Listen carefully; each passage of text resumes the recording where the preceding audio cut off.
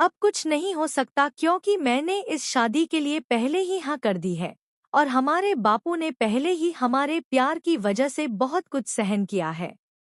मैं भी चाहती हूँ कि मैं लड़ूं, सब कुछ साफ करूं, आर्य के साथ खड़ी रहूं, लेकिन इसका मतलब यह नहीं कि मैं अपने पिता को जेल में देखूं। मैं नहीं चाहती कि मेरे फैसलों की सजा उन्हें मिले। आर्य को यह सब बर्दाश्त नहीं होता। वह गुस्से में दूल्हे की पिटाई कर देता है और खुद मंडप में जाकर बैठ जाता है। जब अनु यह सब देखती है तो उसके होश उड़ जाते हैं क्योंकि वह इस बात के लिए बिल्कुल भी तैयार नहीं थी।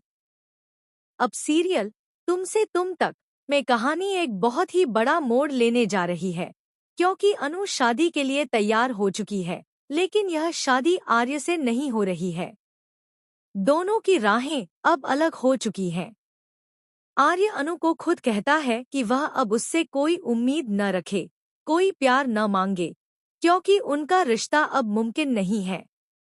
वह नहीं चाहता कि लोग अनु पर उंगली उठाएं या उसके नाम पर कोई बदनामी हो। उनके बीच एक ऐसा फासला है जो चाहकर भी नहीं मिट सकता और इसीलिए आर्य अनु से दूर जाने का फैसला करता है। अनु टूट जाती है। वह समझ नहीं पाती कि आर्य ऐसा कैसे कह सकता है, क्योंकि वह जानती है कि आर्य उससे प्यार करता है। लेकिन आर्य अपनी भावनाओं को छुपा लेता है। वह झूठ बोलता है क्योंकि वह अनु को सुरक्षित और खुश देखना चाहता है। मगर जैसे ही वह अनु को किसी और का होते हुए देखता है, उसकी हालत खराब हो जाती है। वह खुद को संभाल नहीं पाता, गुस्से में रहता है, ऑफिस में भी सबके साथ रूखा व्यवहार करता है। वह अंदर ही अंदर टूट रहा होता है, लेकिन उसे खुद भी यह समझ नहीं आता कि वह ऐसा क्यों महसूस कर रहा है। जब उसे दूल्हे और उसके परिवार की सच्चाई का पता चलता है, तो वह और भी ज्यादा परेशान हो जाता है। वह जान जाता है कि अगर यह शादी हो गई तो अनु की पूरी जिंदगी खराब हो जाएगी। वह यह हरगिज नहीं होने देना चाहता, लेकिन उसके मन में यह डर भी है कि अगर वह यह शादी रोक भी दे, तो क्या गारंटी है कि अनु की शादी अगली बार किसी सही इंसान से ही होगी? क्या वह उसे हमेशा के लिए खो देगा?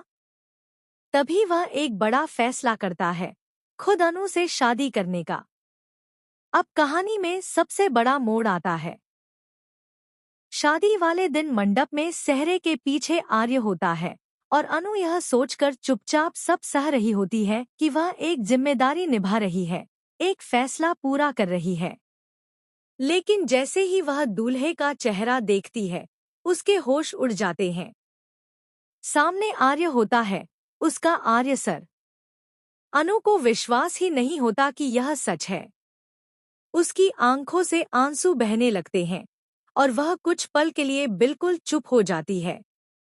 आर्य सबके सामने खड़ा होता है और कहता है कि वह अनु से प्यार करता है और अनु भी उससे करती है।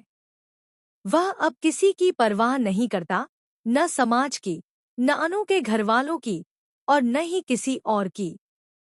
अनु के परिवार वाले गुस्से में होते हैं, समाज वाले बातें करते हैं, लेकिन अब आर्य रुकने वाला नहीं है। अनु भी अब पीछे नहीं हटती।